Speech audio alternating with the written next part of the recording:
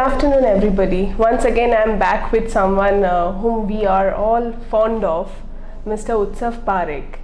We are always in approach of him, and we always get in touch with him. He's so much, available in this busy schedule. He's someone who has given us the inspiration from capital markets to real estate to sports, you name it, and he's there and made it a huge success. So here with me, Mr. Utsav Parekh. Sir, thank you for your time, and it is always wonderful to see that you make out time for people who want to reach out to you. Thank you, Shoma, for putting me on air over here, and I look forward to this session with you. Thank you so much.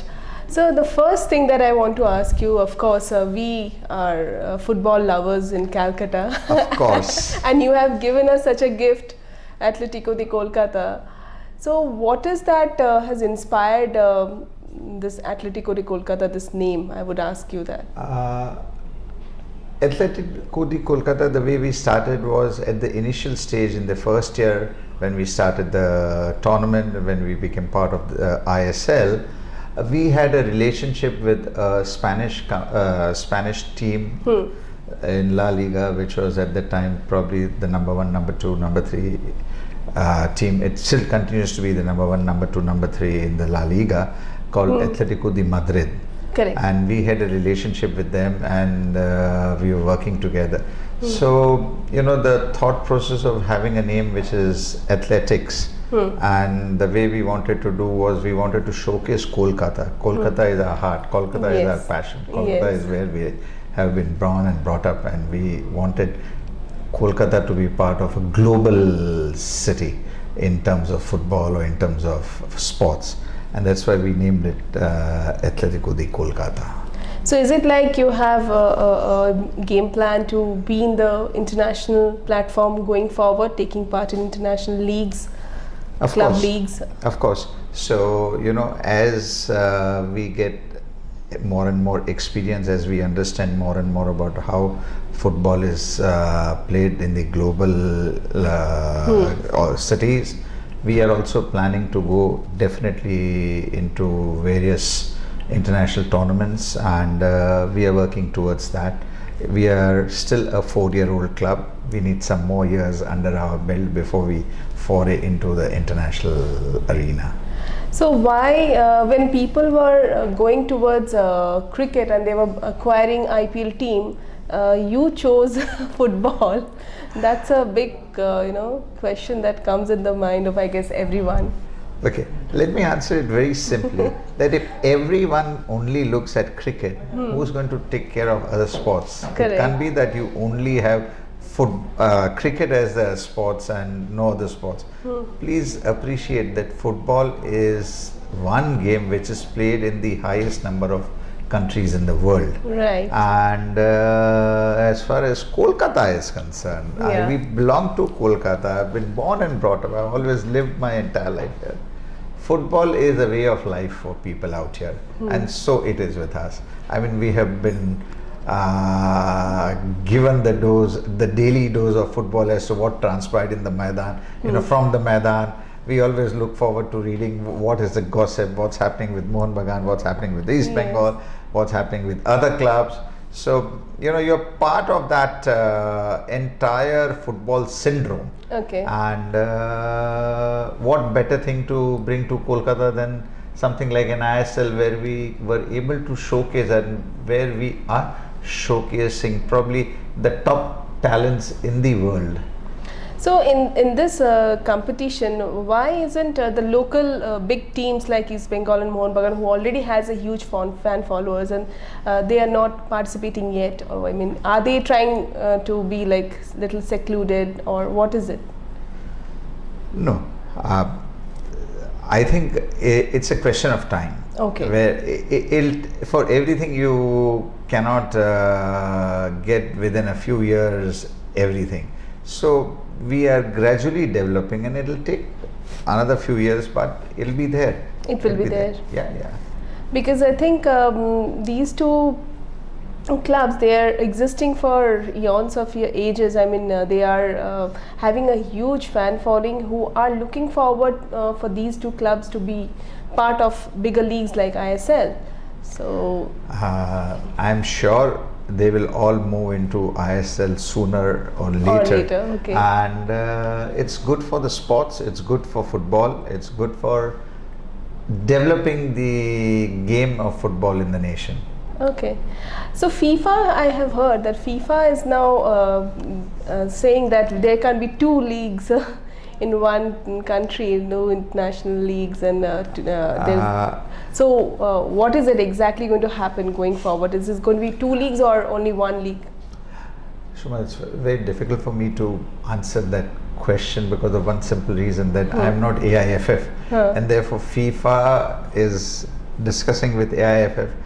We are part of one particular league, which is the ISL. So we will abide by what is the final decision or the final outcome of that level of discussion. And whoever and whatever way we are asked to play, we will be playing that. Okay. And this time I saw ISL has taken like a tenure of 6 months. Was it like? This year around, the way we are doing is how it happens in the international tournaments in all the major leagues in the world, like EPL or La Liga or Serie A. Games are normally played on a Friday, Saturday, Sunday. Okay. So that maximum viewership can be given and the pride of place can be given to the sport. Okay. So sport comes on prime time. Whatever is your prime time, football will come out there on a Saturday and a Sunday. Okay. We look forward to a larger viewership. We look forward to a larger spectator participation in the stadiums, which will support, help and bring up the whole game of football. Okay. So that's what their objective is, that we do only weekend games to the maximum extent possible. So this year there were more viewerships than the past 3 years? So every year they are improving. I don't know the numbers, the TV numbers, I don't have it with me. But the whole objective is that to keep on increasing viewership, to keep on increasing spectator participation at the stadiums. So stadium spectator participation is increasing? It's increasing, and therefore to make it more and more popular, instead of having a game on a Tuesday or a Wednesday where a lot of people from their office are not able to make it, we are having it on a Saturday and a Sunday where it is very easy for everyone to be part of that. So that's the objective, and that is how world over leagues are done. The leagues want to continue the season for a longer period. Okay. The reason is they want the players. Otherwise what is happening is you get a player who is playing for 3 months or 4 months, then for the balance 8 months what does he do? Okay. It also impairs his physical fitness. Physical fitness. Because what happens is, if there is no tournament and no games or no practice sessions, he tends to lose that physical fitness that he had, and then to get back to shape again is a long process. So people generally, the players generally want a long session, but not a very hard session, so that their body gets rest. You play over the weekends, you play 2 matches over the weekend. In 7 days at the most you play maximum of 2 matches. 2 matches. So that's the idea, that you get sufficient time to recuperate. Okay. Football is a physical sport. Yes. It's a contact sport, and therefore injuries are, I mean, Highest. it happens. It happens so very often. Yeah. So players have to be very careful about how they handle, and if they play more and more matches, then they don't give their best. They like to hold back because they are scared of their injury, because one injury and they are out for 6 months, Yes. 4 months, depending upon how the injury is. So they would like to only do a 90-minute game in 6 days. 6 days. So that they can give their best, they can give their fullest. Okay. So like in IPL, all the young cricketers, they are getting chances in IPL because of IPL. So here in ISL also, are the newcomers are getting absorbed, or the system is that we have to have two youngsters in the team. So we have the two youngsters. Plus, the advantage for football in India is that we have top quality international players, and the Indian players get the chance of playing with those international players and uplift their game from where they are today to how they can compete in the international leagues. So that is the chance they have. Like youngsters, they see how they practice, they see how they play. So that inspires them, that teaches them. And the best part about having these youngsters on the team is they get the chance of being trained by the super coach. I mean, these coaches are top of the line coaches. Correct. The coaches who have coached the top league teams in the world. Yes. They are part of this, and therefore they get that opportunity, which is more important in my opinion, because in a formative year, an 18-year-old footballer, if he gets the chance to play with a coach like for last year, Teddy Sheringham and all, who are legends, So if they get the chance to play with these kind of under these kind of coaches, their game will improve a lot. Their chances of being able to reach the next level will be far higher.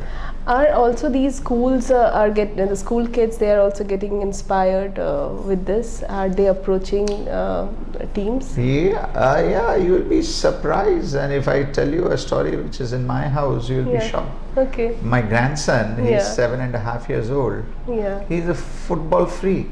Morning, evening, he thinks of football. I mean, for him, it is not a Virat Kohli. Oh. For him, it's a Ronaldo or a Messi. And for him to get a Messi t-shirt is more important than a Virat t-shirt. Okay. So this is where football has reached. Okay. The younger lot, a 7.5-year-old kid in India thinking of football, talking of Ronaldo and Messi instead of a Virat Kohli or a Rohit Sharma speaks volumes that the game of football has arrived in India. That's really great. So this was your football journey that we have spoken. So now, sir, I would like to understand from you that how come from capital markets to football and then real estate? And real estate, according to the market, it's like not doing so well. So you must be having some thought, because whatever you have entered, you have made it very big, and people always look up to you for suggestion. Okay. It's like pursuing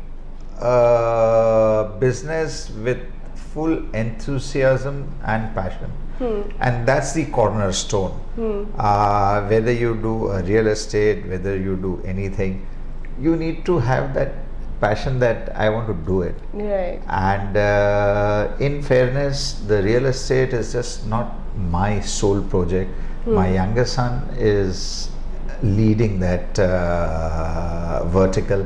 He is one of the key persons who is spearheading that business foray that I have. Okay. And he is equally passionate about that, and as I am.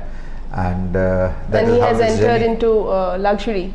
He has, so I'll not call it luxury.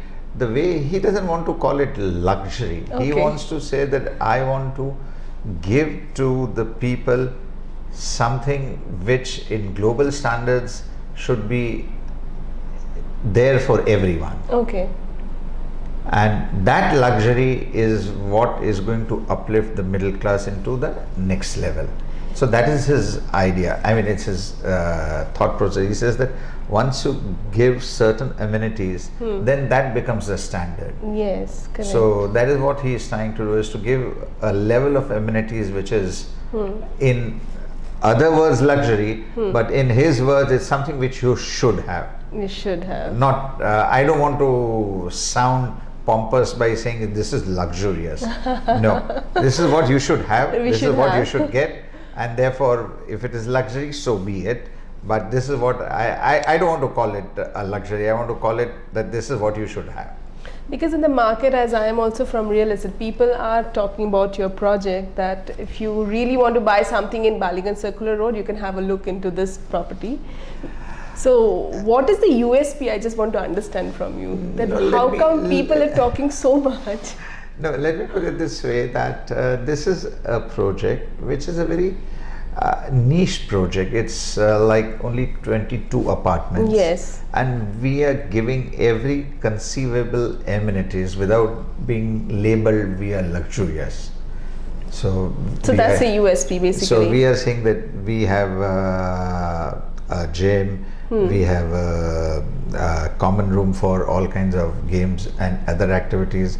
We have a young children's facilities. We have a swimming pool, which is an indoor swimming pool with heated. It's a 365-day, 24/7 swimming pool with temperature controlled water. Wow. Then we have on the other side, we have a common room, a banquet facility with 3,000 square feet. Then we have created a concept which is called the drawing room. So, you know, the residents of the building, very often you want to entertain some people, and you have elderly parents in the house, and it's very difficult for you to do the entertainment in your apartment whilst the parents are there. Correct. So instead of that, what we have done is we have called it the drawing room. So drawing room is like a drawing room that you would have in your own apartment. That's the drawing room. Yeah. So you can block that, entertain your friends over there, organize their cocktails, dinner, drinks, snacks, whatever you want to do, as if this is part of your it's more like an exclusive thing. 22 apartments with all these facilities. Yes, exclusive. It is exclusive, but we are thinking of what is it that you require, and we are trying to give everything to say that this is what you require. I don't think I have come across a situation where anyone has recreated the drawing room. Right. Here we have recreated the drawing room to say that your parents, elderly parents, they are not well, and therefore they would not like to be disturbed. But you still have your birthday or your anniversary, and you want to call your friends. So what do? Yeah. Instead of going to a restaurant or instead of going somewhere else, you use your facilities there. So we have provided a kitchen, we have provided everything over there ready. So all you need to do is just go down and get your cook to or your caterer to cater. That's it. Okay. So if you want to know more about this property, it is called Nixum Tripura. It's called Nixum Tripura. Yeah. So if you want to know more about it, you can always get in touch with the office and you can get your apartments. It's limited, so you have to be quick. Thank you. Sir, also you are an angel investor. And the startups must be... I think you have done a lot of homework on me. I didn't know that you knew all this. No, so everyone knows about you, and the best part that everybody talks about you is like you are so approachable. Generally, people who are so busy, they are busy. But you are approachable. No, it's all about managing time, and I keep learning every day about managing time. So in your angel investment, what is that pattern that you're following when you are investing in any startup? Let me at the outset say that my angel investing has not been a big success as compared to my other areas of operations.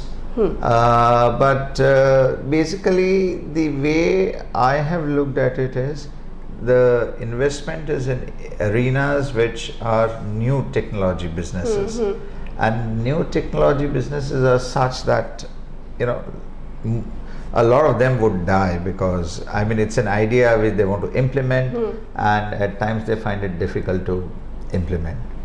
But as is the case with any angel investing, some die, some struggle to survive, and some reach great heights. Right. So it's a mix of all this, and we have to therefore have a basket of investment, because it's very difficult to say that okay, this will do well. Yes.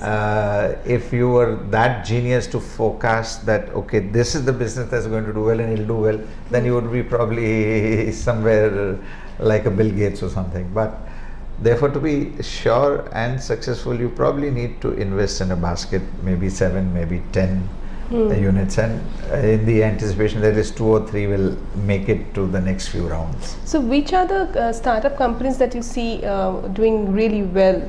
I mean, which segments? IT, of course, but other than IT, what else? What we have seen is that investing in the old economy business has not been very successful. Okay. Because what has happened is the ups and downs of the businesses have also made it difficult for these newfound companies to continue. Although some of them are continuing to struggle. I don't want to name any particular company because everyone is making their 2 bits or making their efforts to go. But what I have seen is that angel investing is all about supporting great new innovative ideas. Correct. You know, like we had the opportunity to discuss an investment in Swiggy. But that time we said, why would anybody want to do this? And therefore we did not take up that opportunity, Okay. and today we are regretting it. So it's, you know, like this. I Yeah. mean, there is no sure shot success story or sure shot kind of a mechanism to identify that, okay, this is the formula and therefore you go formula. in. So it's all about luck, and it's all about seeing the person who is driving that business, the passion and the vision zeal. of that person. The basically. passion and the zeal. Vision almost everyone has. Okay. But it's at the end of the day, it's the passion that passion. you have. How much hours are you ready to put? 23 hours and 59 minutes on that project or not? Correct. So that's correct. the hallmark of success. If you find that the person behind the company is ready to give 23 hours and 59 minutes on that project, chances of that going through are much higher. Okay. Ideas everyone has. Everyone Brilliant has, ideas. We heard yes. somebody came up over here only, and he was in the field of medical science, Okay. whereby he was talking of creating everything artificial. Everything artificial. Everything Yes. artificial, artificial heart, and doing research in Bangalore. And I mean, it was Yeah. it was so far ahead, Yeah. so far ahead that I got lost. I said, I just am not able to understand because he started doing something on the genome, and so just because I could not understand, I said, this So is an he's alien. from that biotechnology route, biotechnology field. Yeah. So this is too alien for me, and therefore, but I'm told, I Yeah. heard the last that he is doing superbly well, Yes. and he is probably going to be somebody Somebody. great. Yeah, Good luck biotechnology to is him. now currently it's doing wonders. Doing wonders. So I said good luck to him. But for me, I thought it was so advanced that I just couldn't understand Could not what relate to it. exactly it is and how it can be done. Yeah. So that was that. So this is all part of assessing and supporting. But in the end, for any investor, be it an angel investor, be it it's so important to see or to understand who is behind the company, and how much of passion and how much of hard work is that person or persons willing to put behind that company. Okay. That should be a very important criteria.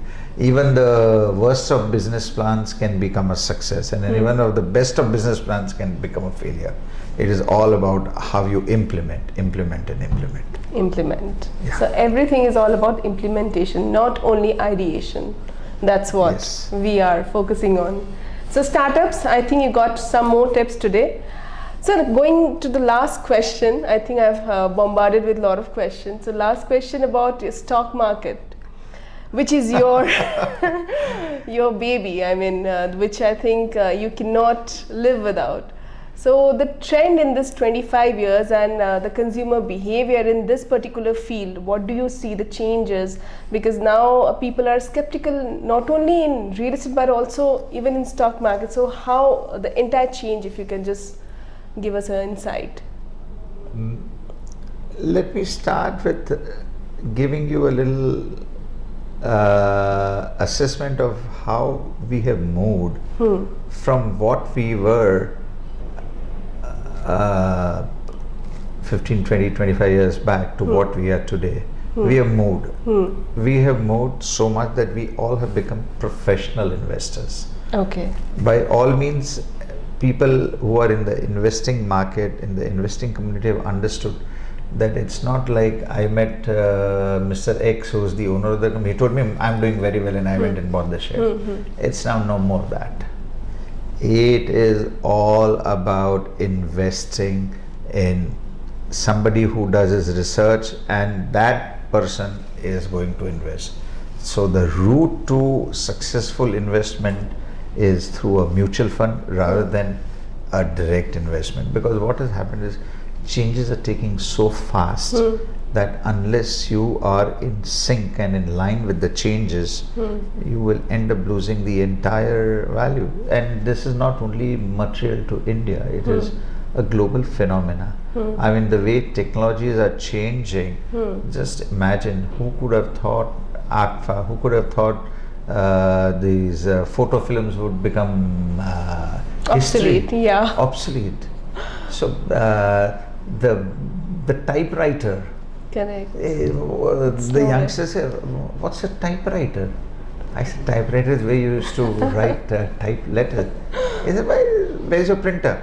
So that's the difference. That's the difference. So investing also has become a very, very specialized job. Yeah. And if you analyze the big boys of the world, the big rich people are basically what? Fund managers. They run a fund. Berkshire Warren Buffett is what? He runs a fund, Berkshire Hathaway, and it's all about his acumen of investing, identifying, investing, and continuing to grow. He's not a rocket science advocate, but he is a bread and butter investor who identifies and supports good companies and carries on. So he is very nimble on the foot. He quickly changes if he finds that things are not going in the right direction. He does it. Look at George Soros. Yeah. They are all investors, but they are the ones who have made it. Yeah. So world over, that is the concept, and that will also come into India. You will have the Warren Buffets of the world in India. You will have the George Soros of the world in India also, who will be legends in their own name. And I think in India it's more, plenty. In India it's more and plenty, and it's going to continue. So for the investors, it's very difficult now in this new age to be able to identify the right company.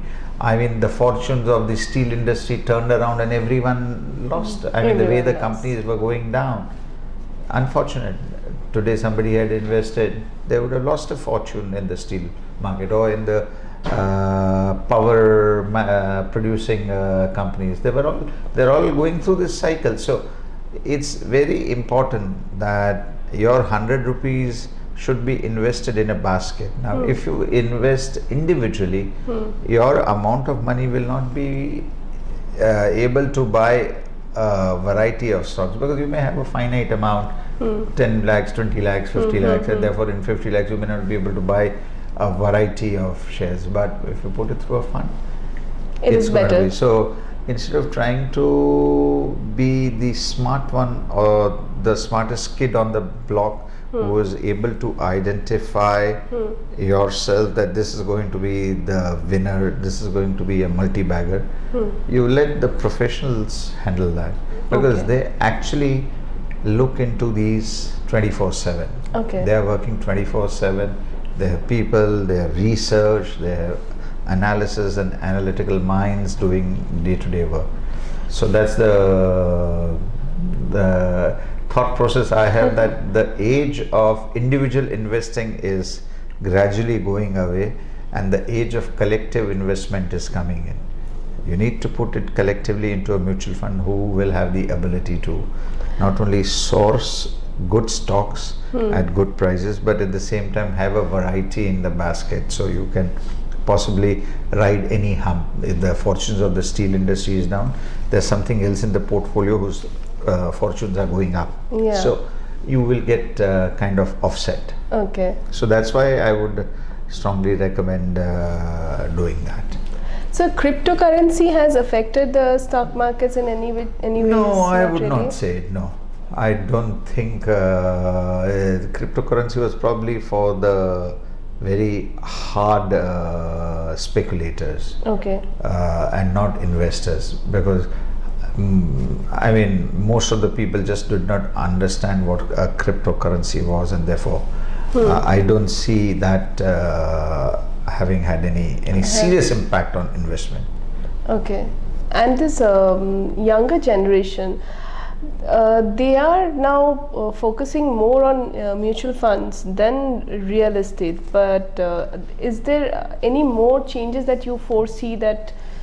That's a very interesting question, and that brings me to one very personal experience that I had a few days back. In the old days, I'm talking of maybe 25 years back or 20 years back, the woman or the man of the house, his single objective or single passion was, I need my own home. I need my own apartment, house, or my own plot of land. Correct.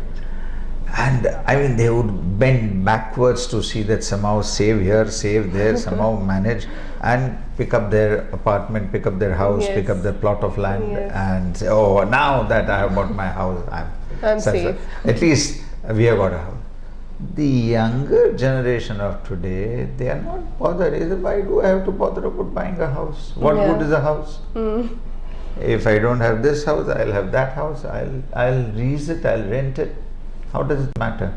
And earlier, what used to happen was that when you bought a plot of land or an apartment, the appreciation was well over the interest rate. Yes. The appreciation was maybe 15, 20, 25% per annum.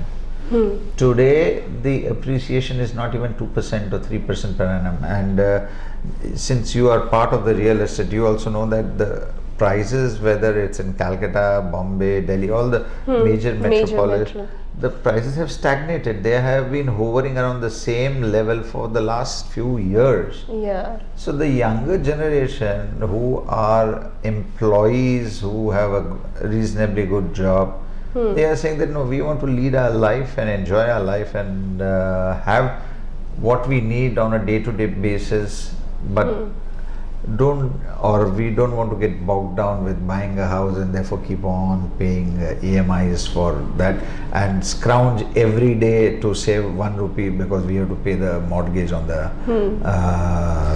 apartment that we own. They are not willing to. So that's a sea change, and therefore and this is also the issue. If you go overseas, most of the big organizations, the mutual funds, the insurance companies, they buy the apartment blocks and lease it out on a monthly basis, so that the young entrepreneur or the young employee doesn't have to worry about the principal cost. All he needs to do is to pay his 10,000 rupees or 5,000 rupees or 25,000 rupee rent. That's it. According to his salary, he will decide, I want a 20,000 rupee apartment or a 50,000 rupee apartment per month. So that change is happening here as well? That change has come into India.